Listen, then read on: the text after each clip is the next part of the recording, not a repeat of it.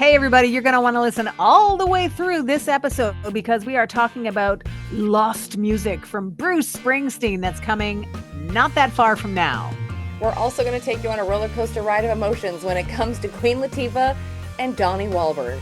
They're doing a mixtape. No. So close. Thanks for listening. Enjoy the show, everyone.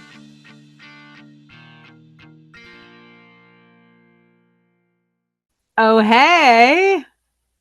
Hello. Hello. Cal, we have got some big old business to take care of today and all good news. Actually, there might be some, I think, emotional roller coastery news for you, but we'll get there when we get there. We've got new music coming from Bruce Springsteen in, well, I can say next month, and that'll sound like it's sooner than it is. This is new music that's from the archives that was not part of the catalog deal, obviously, because he's releasing it. So we'll talk about that. Also, movie news that'll take us back to younger times with two blockbuster giants. They are giants now. They were a couple of 20 somethings just trying to make it big in the business. And they did. So for the emotional roller coaster, I think we're going to start there. But I also want to give you guys a heads up that Kelly's trivia will test your strength, both intellectual and emotional. Be ready for that. Your 90s rewind will smooth it all out. Now, to start, the emotional roller coaster is for the TV watching Kelly on our show because we got some good news, bad news. Where do you want to start? You want good news about where do you want to start? We'll this start with conversation? the troubling news, I guess. The troubling news about Queen Latifah that she'll have to get back to making music which is what we want anyways. Yeah. She has been amazing as the equalizer, kind of the exact right amount of badassery, as it were. But after 5 years, bye-bye. Yeah. No more equalizer. What the heck?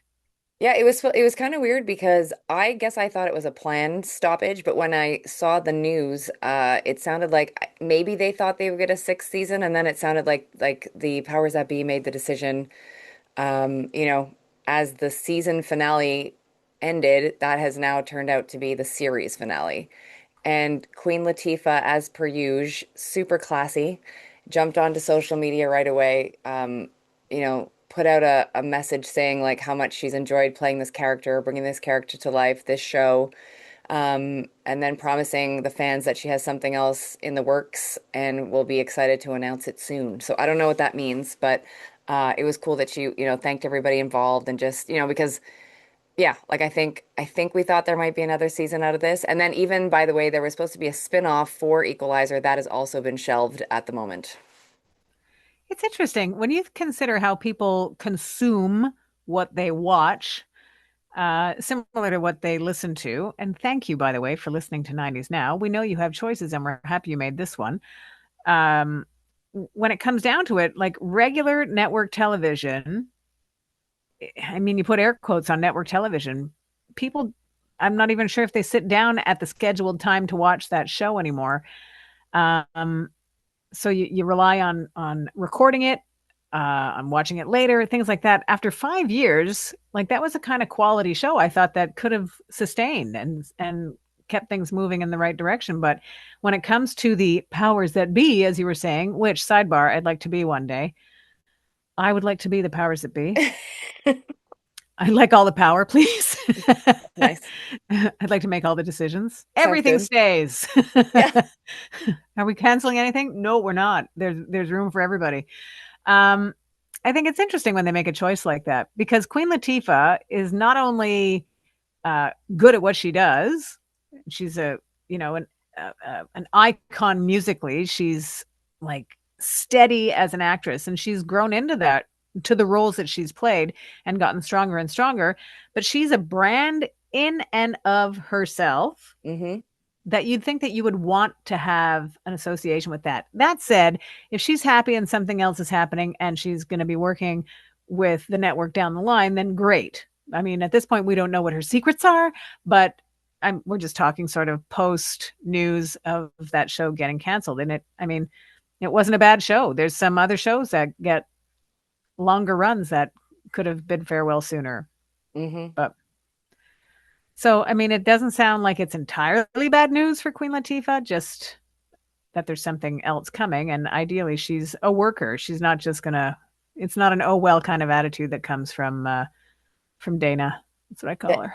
that's exactly. And I should mention that one of the other cast members also jumped onto social media. I forget her first name, but she's the one who played the aunt on the show. I know her last name is Toussaint or Toussaint. Nice. And she was very sweet and also thanked everybody for, following along and being supportive over the last 5 seasons. And it's cast members like that. Like, I mean, I've seen this actress before in other places, so I'm sure she'll find something else. But like for Mhm. someone who isn't Queen Latifah, you always hope they'll land on their feet somewhere else, you know? Yeah. Well, I guess the optimistic look at that is that if they're canceling this show, it's to make room for another show, so that Hmm. the networks are obviously still interested in making shows. Yep. So we'll see what happens with that. Now, for um, another one of our favorites from our favorite decade, who Hmm. has since found success in another milieu, we go to Donnie Wahlberg, and how sad we still were that Blue Bloods was uh, put to rest. Hmm. But here enters the good news portion of our good news, bad news roller coaster situation. Kelly, Yes. what's happening? Well, I didn't know this, and it's funny because it sounds like the news had actually been out for a couple of weeks, but I found out by accident. So Donnie Wahlberg is getting a spinoff. And so his character of Danny Reagan will continue on. It's going to be called Boston Blue. And Ooh. so now here's the deal. I have the last 15 episodes of Blue Bloods to get through.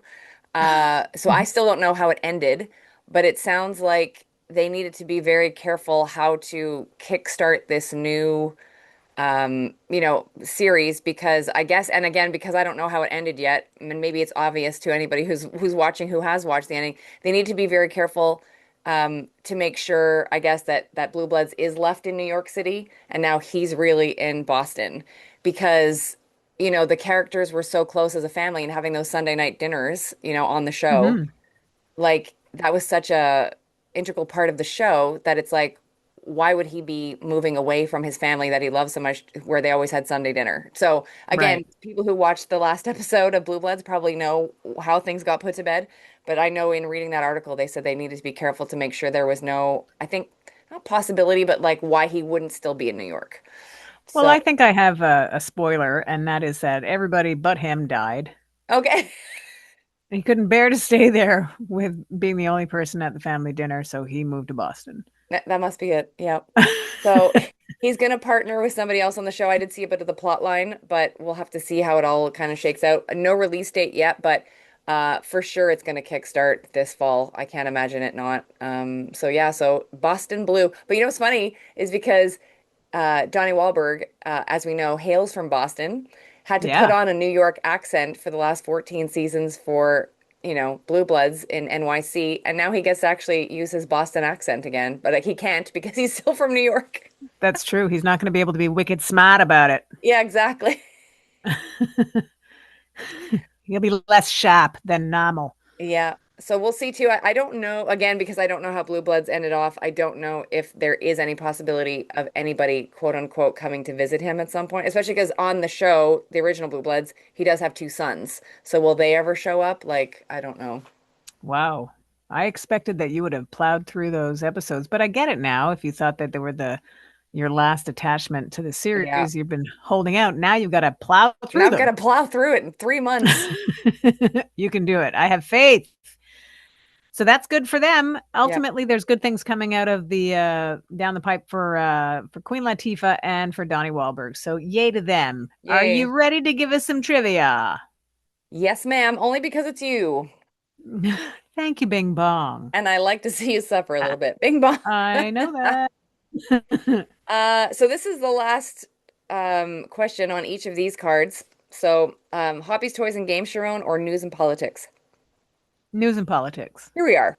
In which years did the Million Man and Million Women, or sorry, in which years did the Million Man and Million Woman protest marches take place?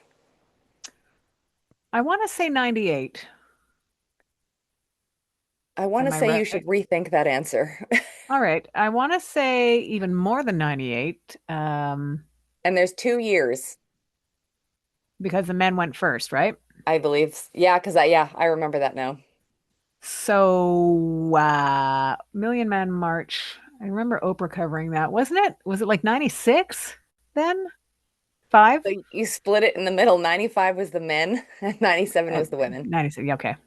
Yeah. Yeah. Yeah, that you're right, Oprah. I actually that's where my brain went to too. I'm like, Hmm. Oprah covered this. So yeah, Yeah. That's cool. love Oprah. By the way, Oh. quick sidebar. I saw Oprah recently on a like Instagram reel or something because she is fans of this comedian who I just found out is even in existence. Her name is Leanne Morgan. Have you heard of Hmm. her? I think so. My God, she is hysterical.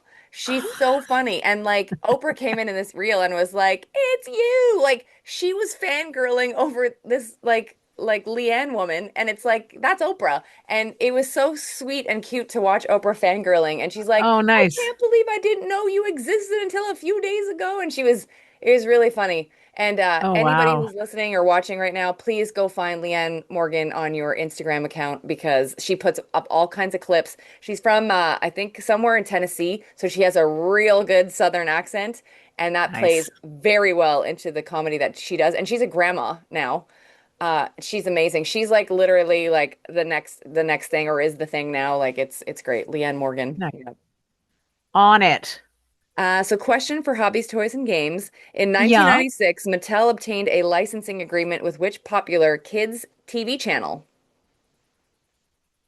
You got this, Sharon. Oh my gosh. Was it Nickelodeon? Yes, it was. Whoop whoop. Bing, bing, bing. Good job, Ba-dang, Sharon. ba-dang. Thank you very much. I'll take my one and carry on with the show. I There we was going go. to say go home, but I'm already home. Yep, So, how about this? Sandra Bullock and Keanu Reeves are getting back together as workers, yep. co-workers. They're doing a new movie. How about the fact that we are just over now the 30th anniversary of Speed? Mm-hmm. Not wild. 30 Yep. years later. Did she ever stop that bus? I don't remember. So long ago. Yeah. But they're getting back together. How exciting is that? That's amazing because they haven't worked. I think the last time they officially worked on a film together, unless they were producing something that I don't know about, but they did. Obviously, 94 was Speed, and then 2006 was The Lake House. Yes. And so now return to these two together. And they're calling it, I think, a romantic thriller. So that's fun. Uh, and I'm wondering, I don't think it's going to be obviously some kind of Speed reboot, but I don't know. Yeah, I don't know. They're going to for sure pull from that. I think because also either the director or the producer, I believe, I'll say allegedly, but I believe that's what I read, worked with them on Speed. Well, I like the fact that she did refer to it as more of a geriatric pace. It's not going to be as fast, a little bit slowed down. Yeah, I love 30 her. years I love later. her. They're both 60 years old, which is amazing. 60 is the new 40, I think. Yep. Mostly because the closer that one gets to that age, they describe it in a more favorable light. Yeah. Sounds good. 60. Wow. Yeah. The other thing, as we know, both are busy. Here in Canada, we see Keanu Reeves doing commercials for, I think it's Rogers Okay. broadcast, telecommunication commercial where he's just sort of everywhere. And that's cool because he is Canadian. So he's got um, his hands in a lot of different projects. And that's what the commercials show, which is great. But also that he's an uncle and that he's a cool guy and he plays video games and whatever. As for Sandra Bullock, we know because we talked about it on this podcast that she's got the sequel to Practical Magic with Nicole Kidman. Oh. I'm super excited about that. I love it. Like Practical Magic was a fun movie to watch, and there was some, darkness to it, but comedy to it, and a little Hmm. romance, and all very good. So I think that'll be a fun sequel too. So I'm happy ultimately for both of them, Yep. especially for Sandra Bullock though for continuing to treat us with her skills with a Z. And Z, by the way, outside of Canada is Z. Correct. Um, I Skills with a Z. I think the last time I was in Florida, which was probably 3 years ago, somebody was like at a store was asking me for my email address, and I have one of those Zeds, and I literally said Z, and she was like, "What?" And then I had to think for a second. I was like, "Oh yeah, Z." She's like, "Oh yeah, got that." So Wow, yeah, that's funny. yeah, Oh, funny Canadians, eh, with their languages. yeah. We've got so uh, many. yeah, there's so many to choose from. Now, we talked about that and we talked about that. Um, well, I want to talk about new music from Bruce Springsteen because at the end of June, Mm-hmm. which isn't that long away, it's the end of next month. Um, he's got a 7 album collection called Tracks 2. Okie So doke. June 27th for the release of that. A 7 album collection. So these obviously weren't included as part of the here I'm going to sell my catalog for millions and millions and millions of dollars, hundreds of millions of dollars. But one of the albums is that he's giving life to, or light to, rather, is an album that was originally the soundtrack to a movie that he was asked to write. So he was asked to write the soundtrack to a movie that never got made. So we're talking about 2005. Um, he had been writing stuff for or finishing up with Devils and Dust, which was his album at the time. He was doing some pretty cool things at the time, tour wise. But Faithless was the soundtrack that we're going to get as part of the Lost Albums collection in this 7 album stretch that'll come at the end of June. What was cool is that he, like, the Faithless, the title track is available to listen to, and it's so Bruce Springsteen in 2005ish. Like, it takes you right back there.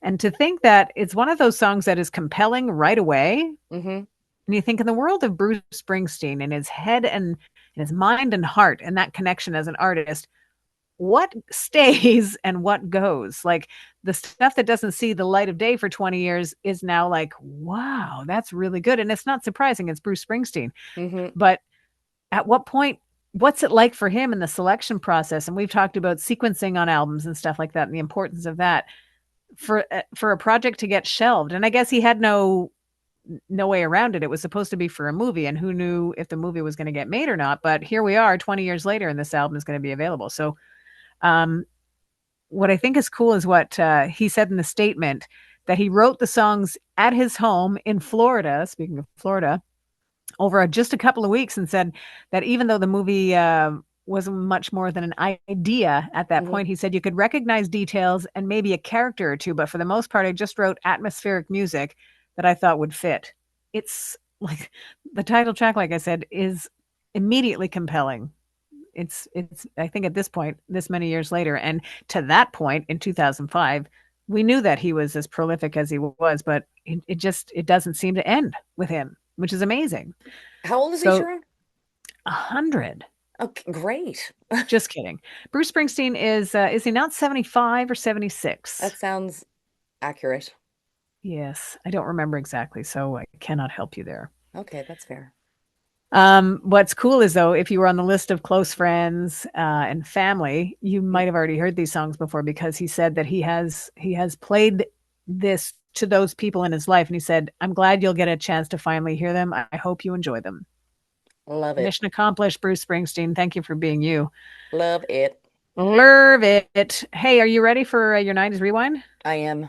Because we're going back to 1997, where we were still enjoying Bruce Springsteen. Secret Garden was one of a couple of new songs featured on his greatest hits that was released at that time. Sidebar, at that time, was I You were still in the working at clubs. CD Warehouse? No, I might have been still at the clubs. I don't know that I wasn't working at CD Warehouse any longer, but I had worked at CD Warehouse and I had gone back and stuff like that. But a greatest hits from a giant like Bruce Springsteen would have been something that people were waiting for, which Yes. is a concept I think for anybody that's, well, younger than us. people, kids of today, Kel, they don't Yeah. have an idea about waiting. Do you know? Yeah. I think our existence has taught us patience when it came to the release of albums. Like things weren't getting leaked; you just had to wait. Anyways, it was always worth the wait when it came to Bruce Springsteen. And the song that was making people happy was a song called "Secret Garden" at that time. Counter that if you were at the clubs in 1997, you might have heard Mark Morrison dragging you to the dance floor with "Return of the Mac." Come Truck. on, Return of the Mack truck. that's farm talk right there That was the remix. from our resident farmer Kelly. Yeah. Speaking of farmers, where have all the cowboys gone? Paula Cole wants to know. Still, this many years later, she doesn't know. She hasn't found them yet. What a great song, though. It's so worth a revisit on that. Hmm. It's so unique. Yep. I think I think the more we look at music from the 90s, and we are lucky that we get to talk about it every week here, Hmm. there's a lot of unique stuff going on. There was a lot of Hmm. attention that was focused for certain genres and stuff that, created a pop culture for music, but Paula Cole was different and it worked. And Yeah. I liked it. How about Wannabe from Spice Girls? Wannabe. Tell me what you want, what you really, really want. I want Spice Girls to tour because that would be fun again. Tony Braxton hitting the extra low notes and Yeah. unbreak my heart. Sharona loves that song. Oh, she's good, man. She gets you right in the, grabs you by the heart and squeezes you. Yep. It hurts. That's what I'm trying to say.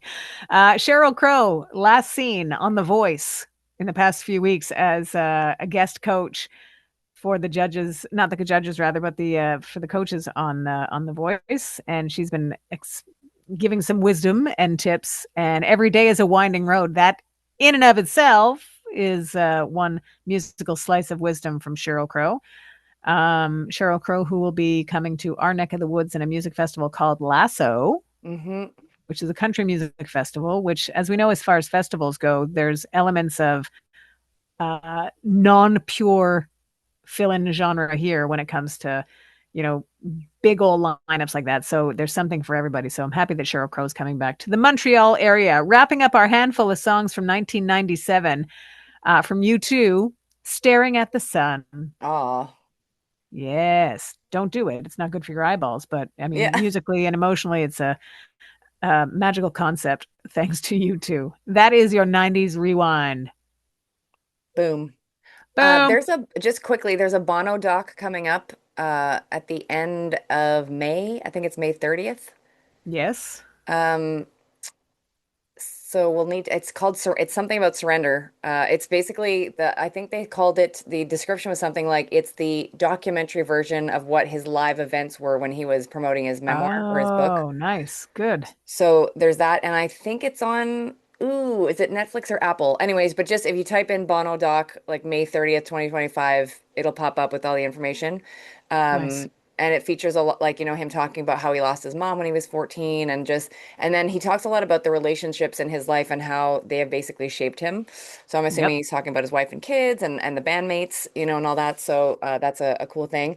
Back to your talk of 90s music, I did want to say that the other day I was on, I think was it Justin Bieber's Instagram Reels? Anyways, up popped a reel with Jade's Don't Walk Away Boy. Remember that song?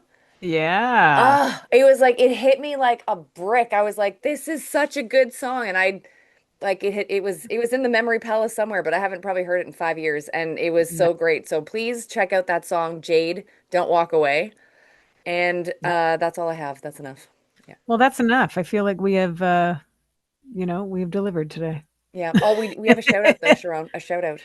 Yeah, to your bud and her Uh, bud. yeah, Dominic and Laura, thank you so much for tuning in to 90s Now each and every week. We just found out about the new listeners, and I love that they are like devoted to this. And what's very cool is that Dominic actually speaks French. He's a Frenchman, and so I love that he listens Un to homme us. français. Un homme français de Quebec, and he loves listening to us in English. And so we really appreciate the support, Oh. Dominic and Laura. Thank you very much. Yeah, thanks, you guys. We appreciate that. Dominic, merci. I mean, you know that it's thank you. I just like to show off my accent. Yeah. Mon accent. Je pratique avec Duolingo chaque jour. Excellent. Alors, merci les amis. And Laura, thank you very much. We appreciate it. Yeah. Thanks for the love. The love. Yeah. There's that. Who's tired? Show of hands.